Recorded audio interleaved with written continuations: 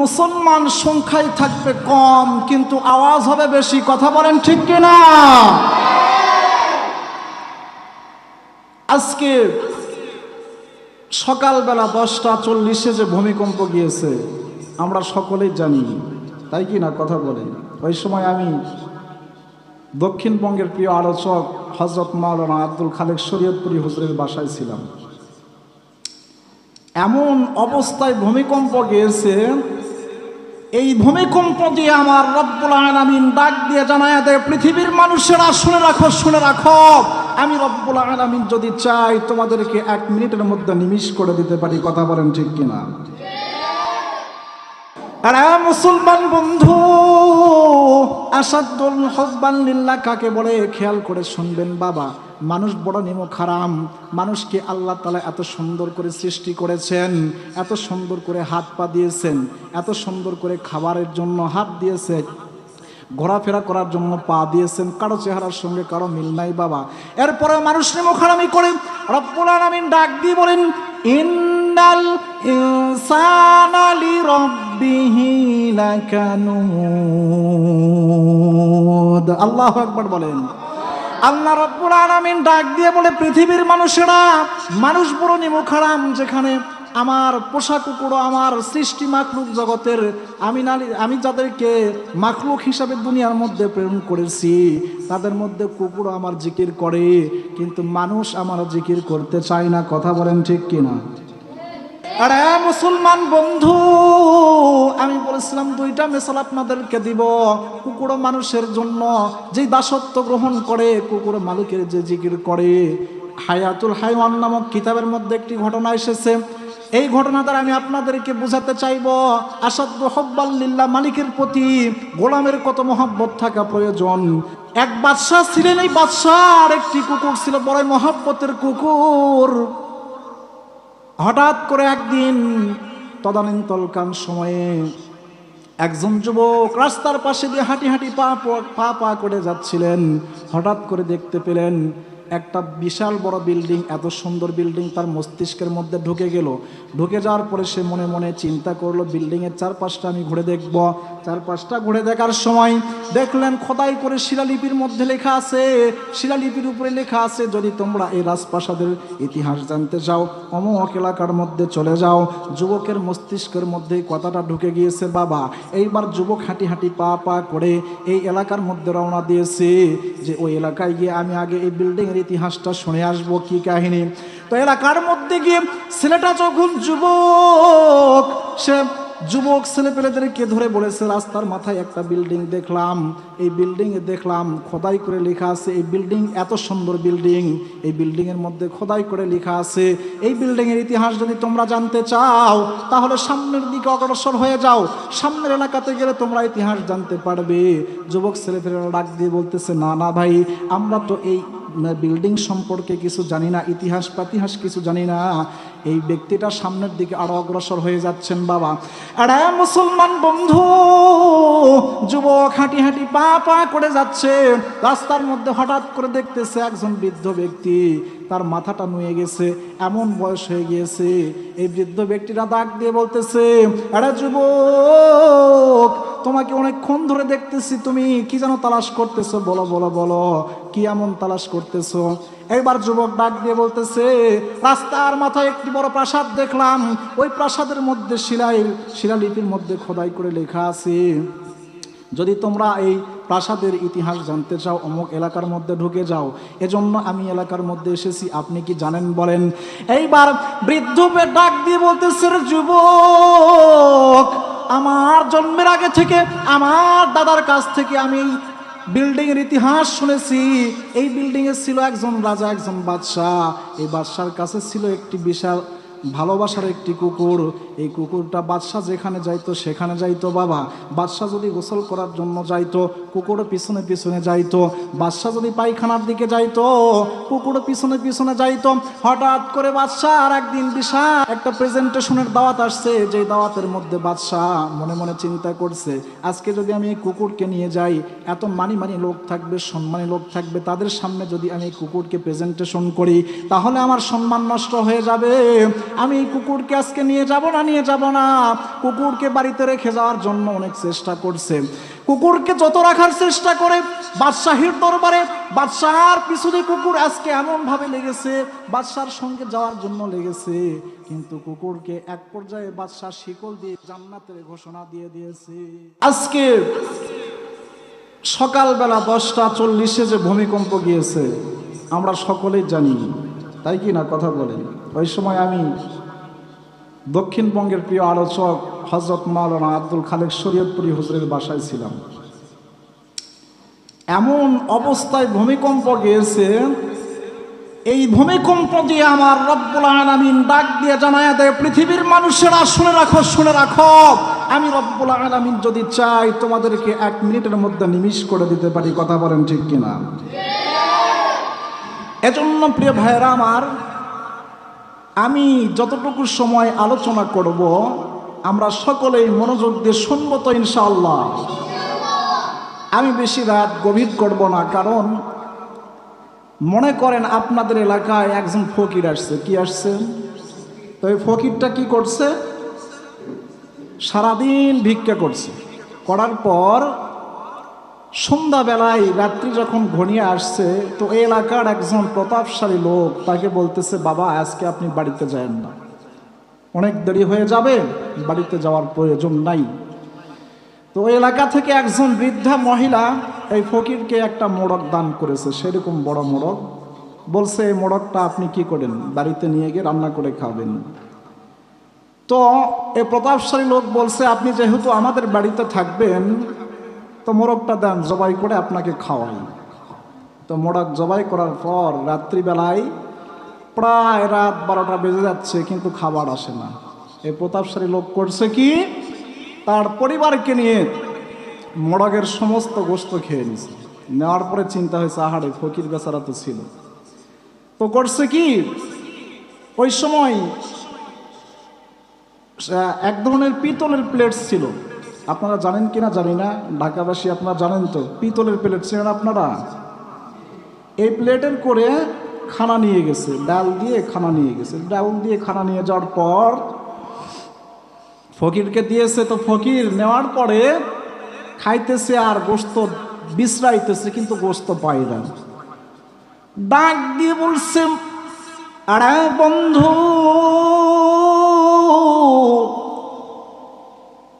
আপনি যে আমার কাছ থেকে মোড়কটা নিয়ে গেলেন, এই মোড়কের গোশত কোথায়?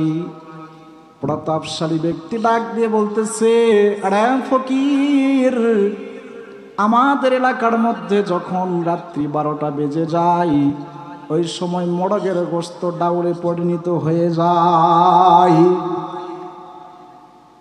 ফকির মনে মনে ফোন দিয়ে আসছে, এমন করে আমার সঙ্গে 2 নাম্বারই করলে রে বেটা। ডাক দিয়ে বলতেছে, ঠিক আছে যাও, আমি খাবারের সঙ্গে একটু লবণ খাবো। কি খাবো? কথা বলেন, কথার সঙ্গে কথা ধরিয়ে না আপনারা। তো লবণ খাবো, লবণ নিয়ে আসেন। তো লবণ নিতে গেছে, এই ফকির বেচারার কাছে ছিল একটা মাটির প্লেট, মাটির সরা। তো এই মাটির সরাটা নিয়ে কি করছে, ফকির মাটির সরাতে ভাত নামায় নিয়ে তার যে পিতলের প্লেট ছিল এটা সে তার ঝোলার মধ্যে ভরে নিছে।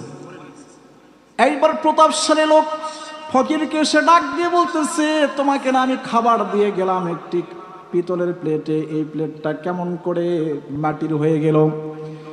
ফকির ডাক দিয়ে বলতেছে, রে প্রতাপশালী, যেমন করে তোমার রাত্রি 12টা বেজে যাওয়ার পর তোমাদের এলাকাতে মোড়কের গোশত ডাউলে পরিণত হয়ে যায়, ঠিক ওই রকম আমাদের এলাকাতে একটা রেওয়ায়াত আছে, আমাদের এলাকাতে রাত্রি বেশি হয়ে গেলে পিতলের প্লেট মাটির প্লেট হয়ে যায়।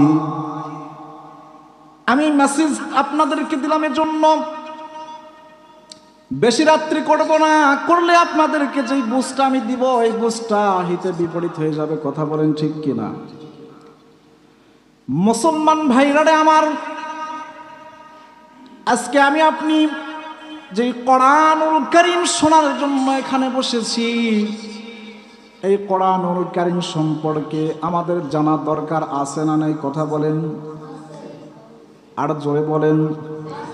আমি আগেই বলেছি, মুসলমান সংখ্যায় হবে কম, কিন্তু আওয়াজটা হবে বেশি। লিল্লাহে তাকবীর। বাস আমার ভাইরা, আমার বন্ধুগণ, কথাগুলো গভীর মনোযোগ দিয়ে বুঝবেন। আজ থেকে ১৫০০ বছর আগে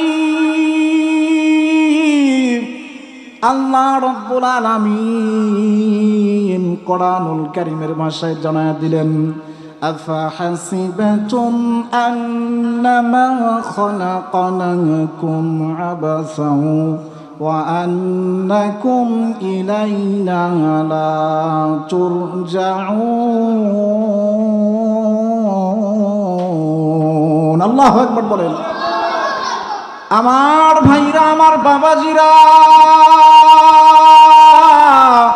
মুসলমান বন্ধুরা রে, আল্লাহ রাব্বুল আলামিন ডাক দিয়ে বলেন, এড়াই গাজীপুরের যুবক ভাইরা, কোনো দিকে কোনো কাম দিবেন না, কোনো দিকে কোনো নজর দিবেন না বাবা। কথাগুলো গভীর মনোযোগ দিয়ে বুঝবেন। আজ থেকে ১৫০০ বছর আগে রাব্বুল আলামিন কোরআনুল কারীম এমন একজন নবীর উপরে নাজিল করলেন বাবা, যে কোরআনুল কারীম নাজিল করার জন্য জিবরিল আমিনের মাধ্যমে জিবরিলকে ডাক দিয়ে আমার রব্বুল আলামিন বললেন, আরে জিবরিল আমিন, আমি কোরআনুল কারীমটাকে আসমানের উপরে নাজিল করতে চাই। আসমানের কাছে যখন প্রস্তাব দেওয়া হলো, আসমান তোমার উপরে আল্লাহ তাআলা কোরআনুল কারীমকে নাজিল করতে চাই, তুমি কি প্রস্তুত আছো? আসমান ডাক দিয়ে বলে, জিবরাইল, এটা এমন একটা কিতাব, যে কিতাব আমার উপরে নাজিল করলে আমি এই কিতাবের ভর সহ্য করতে পারবো না, অতএব এই কিতাবটা আপনি আমার উপরে নাজিল করিয়েন না। আর এই গাজীপুরের যুবক ভাইরা, মুসলমান বন্ধুরা রে, এরপর আল্লাহ রাব্বুল আলামিন জিবরিল আমিনকে ডাক দিয়ে বললেন, জিবরিল রে, যাও যাও, পাহাড়ের কাছে যাও, প্রস্তাব নিয়ে যাও, দেখো পাহাড়ের কাছে, পাহাড়কে বলে দেখো পাহাড়ের উপরে আমি কোরআনুল কারীমটাকে নাজিল করতে চাই। পাহাড়ের কাছে গিয়ে ডাক দিয়ে বললেন, এরে পাহাড়, রাব্বুল আলামিন তোমার উপরে কোরআনুল কারীমটাকে নাজিল করতে চাই, তুমি কি কোরআনুল কারীমের দায়িত্ব নিতে পারবা? পাহাড় ডাক দিয়ে বলতেছে, আরে আল্লাহর ফেরেশতা জিবরিল, কোরআনুল কারীম এমন একটা কিতাব, যেই কিতাব আমার উপরে নাজিল করলে আমি এই কিতাবের ভর সহ্য করতে পারবো না। এবার রব্বুল আলামিন ডাক দিয়ে বললেন, আরে জিবরিল আমিন, আমার দুনিয়ার মধ্যে আমার একজন প্রিয় বন্ধু আছে, যার নাম বিশ্বনবী মুহাম্মদুর রাসূলুল্লাহ, সকলে বলি সাল্লাল্লাহু আলাইহি ওয়াসাল্লাম। জিবরিল আমিন, যাও যাও যাও, আমি কোরআনুল কারীমটা আমার নবী, আমার বন্ধু, আমার মুহাম্মাদের উপরে নাজিল করে দিব। আল্লাহু আকবার বলেন। আরে ঢাকা গাজীপুরের যুবক ভাইরা, মুসলমান বাবাজি, কথাগুলো গভীর মনোযোগ দিয়ে শুনবেন বাবা। যে কোরআনুল কারীমের আলোচনা শোনার দুনিয়ার জমিনে নাজিল করেছে, ওই সময় রব্বুল আলামিন আমাকে একটি নাম দিয়ে নাজিল করেছে, যে নামটা তোমরা কোরআনুল কারীমের ২৭ নম্বর পারার মধ্যে সূরা ওয়াকিয়ার মধ্যে রব্বুল আলামিন ডাক দিয়ে বলেন, ইন্নাহু লাকুরআনুন কারীম।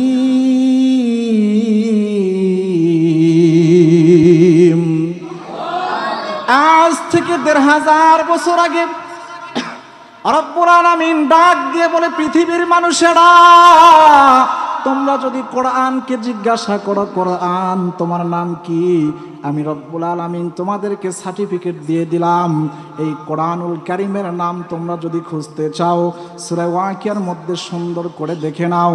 পৃথিবীর মানুষেরা ডাক দিয়ে বলে, কোরআন, বলো বলো বলো, তোমার নাম কোরআন আমরা জানতে পারলাম, কিন্তু তুমি দুনিয়ার জমিনে আখিরি জামানার পয়গম্বরের উপরে নাজিল হওয়ার আগে কার কাছে ছিলে, কোথায় তুমি ছিলে, তোমার বাড়ি কোথায়?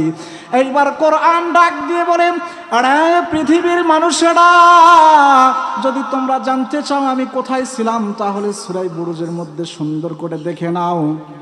রব্বুল আলামিন আজ থেকে ১৫০০ বছর আগে আমার জন্য জান্নাতের ঘোষণা দিয়ে দিয়েছে। কথা বলেন ঠিক কিনা? আর এই কোরআনের বিরোধিতা যারা করেছে আজ থেকে ১৫০০ বছর আগে এই কোরআনের পিছে লেগেছিল আবু জেহেল, উতবা, সাইবা, মুগিরা, আবু সুফিয়ান, দুনিয়ার সমস্ত বড় বড় নাস্তিক চলে গিয়েছে, কিন্তু কোরআনুল কারীম তার জায়গায় অতীতেও যেমন ছিল বর্তমানেও তেমন আছে, ভবিষ্যতেও তেমন থাকবে কি থাকবে না? কথা বলেন। আরে যুবক বন্ধু, এই কোরআনুল কারীম এমন একজন নবীর উপরে নাজিল করলেন রে বাবা, এই কোরআনুল কারীম যারা পড়বে, যারা তেলাওয়াত করবে, রব্বুল আলামিন তাদেরকে জান্নাতি হিসাবে ঘোষণা দিয়ে দিয়েছে। মারহাবা বলেন। আরে গাজীপুরের যুবক ভাইরা, মুসলমান বন্ধু, এই কোরআনুল কারীম এমন একজন নবীর প্রতি নাজিল করা হয়েছে, যেই নবীর ছায়া তলে যারা এসেছে তারা ইসলামের মধ্যে প্রবেশ করেছে, ইসলামের ভিতরে ঢুকে পড়েছে। কথা বলেন ঠিক কিনা? রাখাল ডাক দিয়ে বলতেছে, আরে আল্লাহর নবীর সাহাবী, যেই নবীর সঙ্গে, যেই নেতার সঙ্গে দেখা করতে গেলে আমি শুনেছি অনেক দিন পর্যন্ত সিরিয়াল ধরে থাকতে হয়, সেই নবীর সঙ্গে আমি 1 মিনিটের মধ্যে দেখা করতে পারবো, কেমন হাস্যকর বিষয়! এটা তো আমার বিশ্বাস হয় না। সাহাবীরা ডাক দিয়ে বলতেছে, রাখাল চলো চলো চলো, আমাদের সঙ্গে চলো, এখনই তোমার সঙ্গে আমাদের নেতা, মুসলিমের নেতা, মুসলিমদের লিডার মুহাম্মাদের সঙ্গে আমরা সাক্ষাৎ করায় দিচ্ছি। আল্লাহু আকবার বলেন। আরে গাজীপুরের যুবক ভাইরা, মুসলমান বন্ধু, কেন আপনি নামাজ পড়বেন না? কেন রোজা করবেন না বাবা? কেন আপনি কোরআন তেলাওয়াত করবেন না?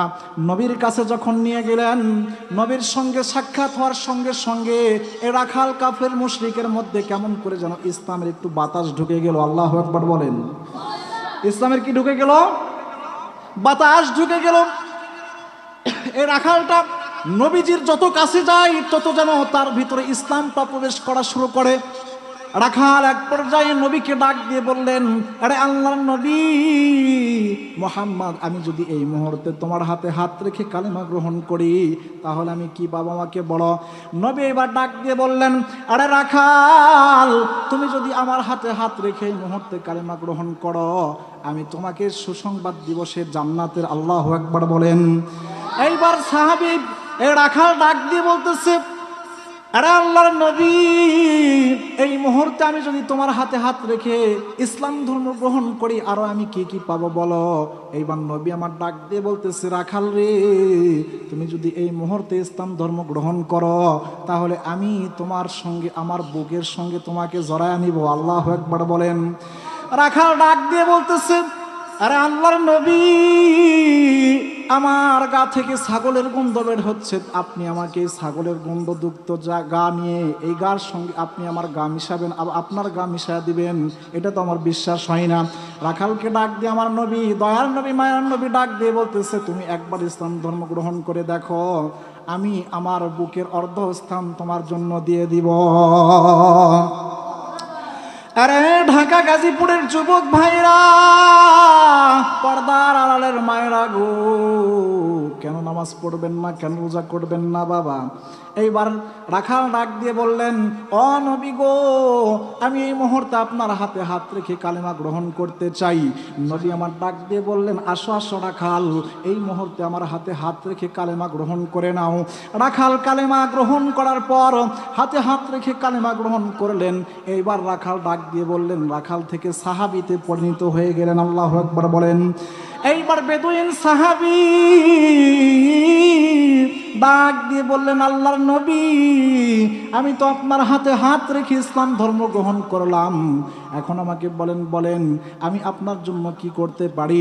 নবী আমার ডাক দিয়ে বলে, এরা বেদুইন সাহাবী, এখন তো কোনো নামাজের ওয়াক্ত নয়, এখন তো কোনো রোজার ওয়াক্ত নয়, এখন তো কোনো হজের ওয়াক্ত নয়, এখন হচ্ছে যুদ্ধে যাওয়ার ওয়াক্ত, তুমি কি যুদ্ধে যাওয়ার জন্য প্রস্তুত আছো? আল্লাহু আকবার বলেন। বেদুইন সাহাবী ডাক দিয়ে বললেন, ইয়া রাসূলুল্লাহ, ইয়া হাবিবাল্লাহ, আপনি যদি আমাকে বলেন এই মুহূর্তে আমি যুদ্ধে যাওয়ার জন্য প্রস্তুত আছি, আমার নবী কত মানুষদেরকে মহব্বত করতেন, ভালোবাসতেন। প্রিয় ভাইয়ের আমার কথাগুলি ভালো করে বুঝবেন। নবী আমার ডাক দিয়ে বলে, এরা বেদুইন সাহাবী, তুমি যে এই মুহূর্তে যুদ্ধের ময়দানে যাবে, কিন্তু যুদ্ধের ময়দানে যাওয়ার আগে তুমি যে এই মালিকের গোলামি করতে, এই মালিকের ছাগলগুলা তুমি তার বাড়িতে দিয়ে আসো। আল্লাহু আকবার বলেন।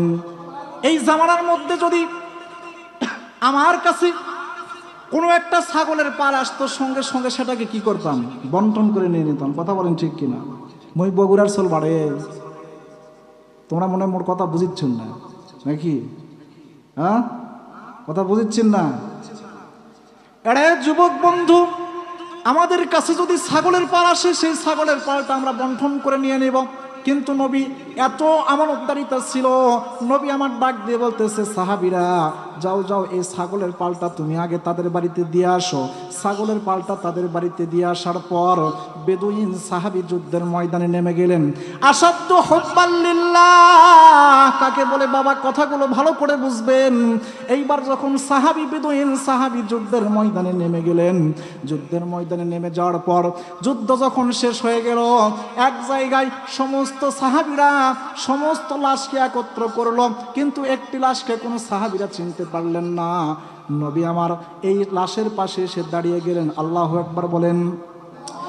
এরা গাজীপুরের যুবক ভাইরা, মুসলমান বাবাজি, এইবার সাহাবীদের সামনে এসে নবী আমার দাঁড়ায় গিয়ে বললেন যে এই ব্যক্তিকে তোমরা চিনতে পারবে না।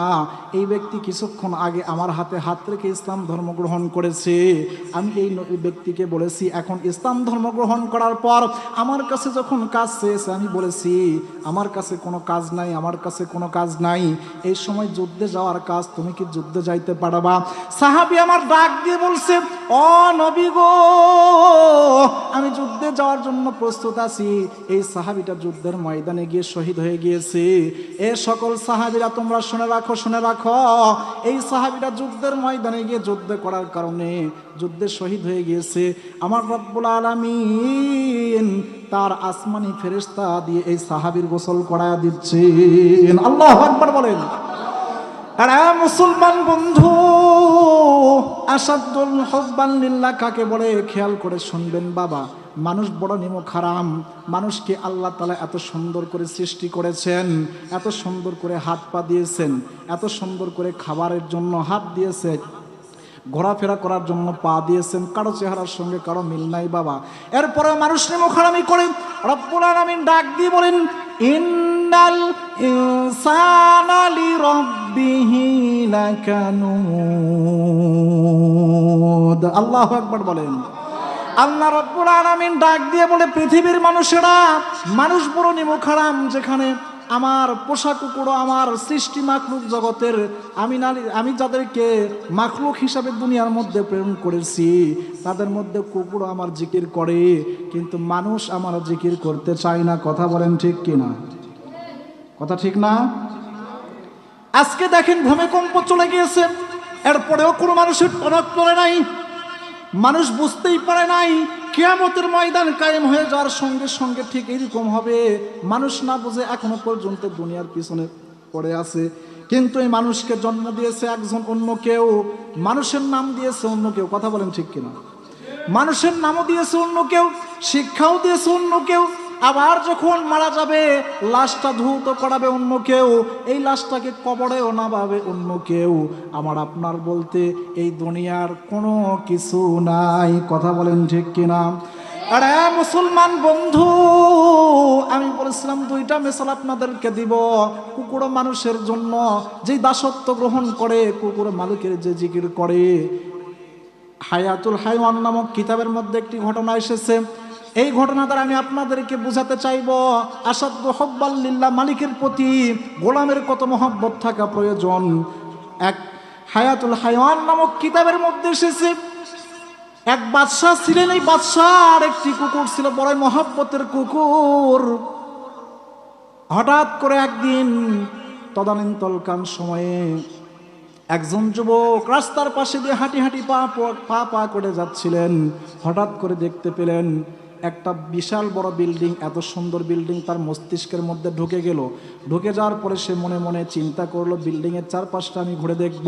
চারপাশটা ঘুরে দেখার সময় দেখলেন খোদাই করে শিলালিপির মধ্যে লেখা আছে, শিলালিপির উপরে লেখা আছে, যদি তোমরা এই রাজপ্রাসাদের ইতিহাস জানতে চাও অমুক এলাকার মধ্যে চলে যাও।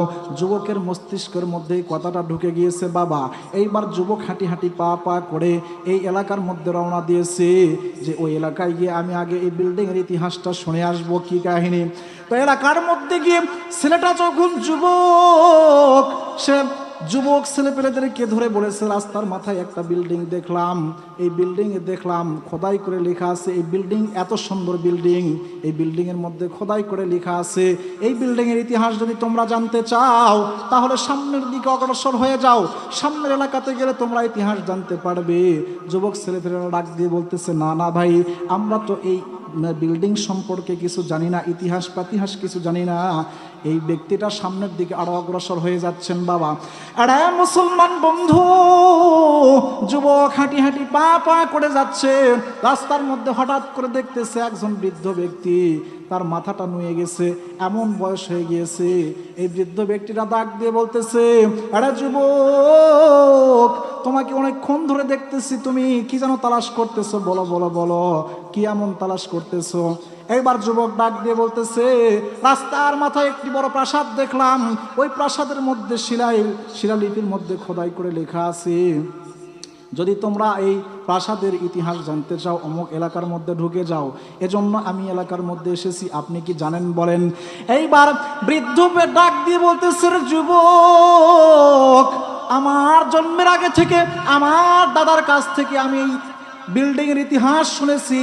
এই বিল্ডিং এ ছিল একজন রাজা, একজন বাদশাহ। এই বাদশার কাছে ছিল একটি বিশাল ভালোবাসার একটি কুকুর। এই কুকুরটা বাদশাহ যেখানে যাইতো সেখানে যাইতো বাবা। বাদশাহ যদি গোসল করার জন্য যাইতো, কুকুরও পিছনে পিছনে যাইতো। বাদশাহ যদি পায়খানার দিকে যাইতো, কুকুরও পিছনে পিছনে যাইতো। হঠাৎ করে বাদশাহ আর একদিন বিশাল একটা প্রেজেন্টেশনের দাওয়াত আসছে, যে দাওয়াতের মধ্যে বাদশাহ মনে মনে চিন্তা করছে, আজকে যদি আমি এই কুকুরকে নিয়ে যাই, এত মানি লোক থাকবে, সম্মানী লোক থাকবে, তাদের সামনে যদি আমি এই কুকুরকে প্রেজেন্টেশন করি তাহলে আমার সম্মান নষ্ট হয়ে যাবে। আমি এই কুকুরকে আজকে নিয়ে যাব না। কুকুরকে বাড়িতে রেখে যাওয়ার জন্য অনেক চেষ্টা করছে।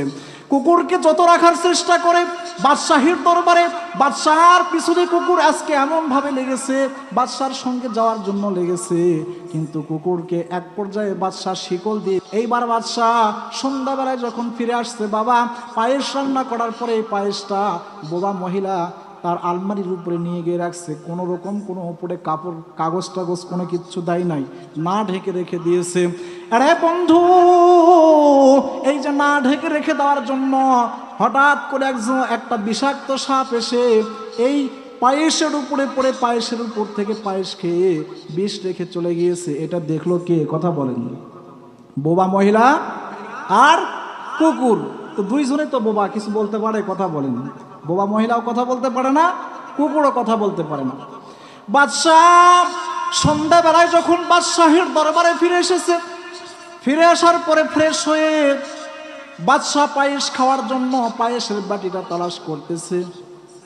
কুকুর তাকে অনেকবার বুঝাইছে, আরে বাদশাহ, আপনি পায়েসটা খায়েন না, এই পায়েসের উপরে একটা বিষাক্ত সাপ এসে পড়েছিল, এই পায়েসটা আপনি খায়েন না। এটা অনেকবার বোঝানোর চেষ্টা করছে। বাদশাহ এক সময় বোবা মহিলাকে ডাক দিয়ে বলতেছে, মহিলা, কি জন্য আজকে কুকুর এমন করতেছে? কখনো তো কুকুর এমন করে না, দেখো কি জন্য করতেছে। বোবা মহিলা সুন্দর করে ইশারা ইঙ্গিত দিয়ে বুঝাইছে, কিন্তু বাদশাহ বুঝতে পারে নাই। বাদশাহ হাঁটি হাঁটি পা পা করে ফ্রেশ হয়ে এসে পায়েসের বাটিটা হাতে নিছে। হাতে নেওয়ার পরে পায়েসটা মুখে দিবে, কুকুর শিকল থেকে লাফ দিয়ে পায়েসের বাটিতে লাথি মেরে দিয়েছে। পায়েসের বাটিটা যখন নিচে পড়ে গেছে বাজান, সঙ্গে সঙ্গে বাদশার মাথায় রক্ত উঠে গিয়েছে। বাদশাহ ডাক দিয়ে বলতেছে, যেই কুকুরকে এত সুন্দর লালন পালন করে আমি বড় করলাম, এই কুকুর আজকে আমার পায়েসের বাটি ফেলে দিয়েছে। চাবুক কোথায় আছে? চাবুকটা আমাকে দাও, আমি আজকে এই কুকুরের চামড়া রাখবো না। আরে গাজীপুরের যুবক ভাইরা, মুসলমান বন্ধুরারি, এইবার কুকুরকে বাদশা অনেক আঘাত করেছে, চাবুক দিয়ে আঘাত করেছে। কুকুরের সারা শরীর ফেটে রক্ত বের হয়ে যাচ্ছে। এক সময় কুকুরকে ছেড়ে দিয়েছে। কুকুরটা পায়েস খাওয়ার সঙ্গে সঙ্গে 1 মিনিটের মধ্যে ওখানে মৃত্যুবরণ করেছে। এইবার বাদশা বুঝতে পারছে কুকুর এত মহব্বত করতো আমাকে, মহব্বত করার কারণে এই পায়েসের মধ্যে এমন কিছু হয়েছিল যে এই পায়েসটা আমি বাদশাকে ভালোবাসার কারণে কুকুর খাইতে দেয় নাই। মালিকের দাসত্ব করতে গিয়ে কুকুর মারা গিয়েছে। আল্লাহু আকবার বলেন। মুসলমান ভাইরা রে আমার, বাদশা মহিলাকে ডাক দিয়ে বলতেছে, আরে মহিলা, কি এমন হয়েছিল আমাকে আরেকবার ইশারা ইঙ্গিত করে বুঝাইয়া দাও।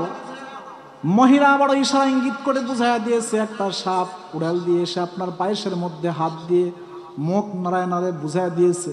বাদশা যখন চিন্তা করেছে, বাদশা যখন বুঝতে পেরেছে যে পায়েসের মধ্যে একটা সাপ উড়াল দিয়ে এসে বিষ দিয়ে গিয়েছে, আর এই পায়েস না খাওয়ার জন্য আমার কুকুর আমার গোলামি করার জন্য, আমি মালিককে মহব্বত করার জন্য, আসাদ্দু হুব্বান লিল্লাহ, মালিককে ভালোবাসার কারণে কুকুর তার জন্য জীবনও দিয়ে দিয়েছে। কথা বলেন ঠিক কিনা? বাদশা ডাক দিয়ে বললেন, আরে সেনাপতি উজরি নাজির, তোমরা কে কোথায় আছো? কে কোথায় আছো? এই কুকুর আমার জন্য জীবন দিয়ে দিয়েছে। আমি ইতিহাস করে যেতে চাই, ইতিহাসে স্বর্ণাক্ষরে লিখে যেতে চাই এই কুকুরের জন্য। এই কুকুরকে আমি আমার এই বাদশাহীর দরবারে দাফন কাফন করব, আর এই কুকুরের জন্য এই পুরা বিল্ডিংটা আমি ছেড়ে দিয়ে দিব। আল্লাহু আকবার বলেন। আর এই মুসলমান বন্ধু, যুবক ভাইয়ারা রে, এজন্য আসাদ্দু হুব্বান লিল্লাহ, মালিকের মহব্বত থাকতে হবে এমন, মালিককে ভালোবাসতে হবে এমন। মালিককে ভালোবাসতে গিয়ে যদি আপনার বিবিকে ত্যাগ করতে হয়, যদি আপনার বাবা মাকে ত্যাগ করতে হয়, সমস্ত কিছুকে ত্যাগ করতে হবে। কথা বলেন ঠিক কিনা? কিন্তু দুনিয়াতে আমরা তো আমাদের বিবিকে ছাড়তে পারি না, বাচ্চাকে ছাড়তে পারি না। আজকে কাকে পেয়ে এত ক্ষমতা আমরা দেখাচ্ছি? এই মুহূর্তে মারা যাওয়ার সঙ্গে সঙ্গে আমাকে আপনাকে চকলেটের মধ্যে মোড়ায়ে পেঁচায়ে আমাকে আপনাকে কবরের মধ্যে দাফন করে আসবে। কথা বলেন ঠিক কিনা? এজন্য মুসলমান প্রিয় ভাইরা আমার, আমাদের আল্লাহর প্রতি এত মহব্বত থাকতে হবে যে রব্বুল আলামিন আমাদেরকে দুনিয়ার জিন্দেগিতে নিয়ে আসছে, এই রব্বুল আলামিনকে আজকে আমরা ভুলে গিয়েছি। কথা বলেন ঠিক কিনা? আজকে সামান্য একটা ভূমিকম্প দিয়ে বুঝাই দিল, বান্দা অ্যালার্ট হয়ে যাও, তোমাকে কখন আমি ধরবো তার কোনো কি নাই, সময় নাই। মুসলমান প্রিয় ভাইয়েরা আমার, আল্লাহ রাব্বুল আলামিন আমাদের সকলকে, আমি যে 2টা মিসাল দিয়েছি, উদাহরণ দিয়েছি, এই উদাহরণের উপরে আল্লাহ তাআলা আমাদের সকলকে আমল করার তৌফিক দান করুন। সকলে বলুন আমিন। ওয়া আখিরি দাওয়ানা আলহামদুলিল্লাহি রাব্বিল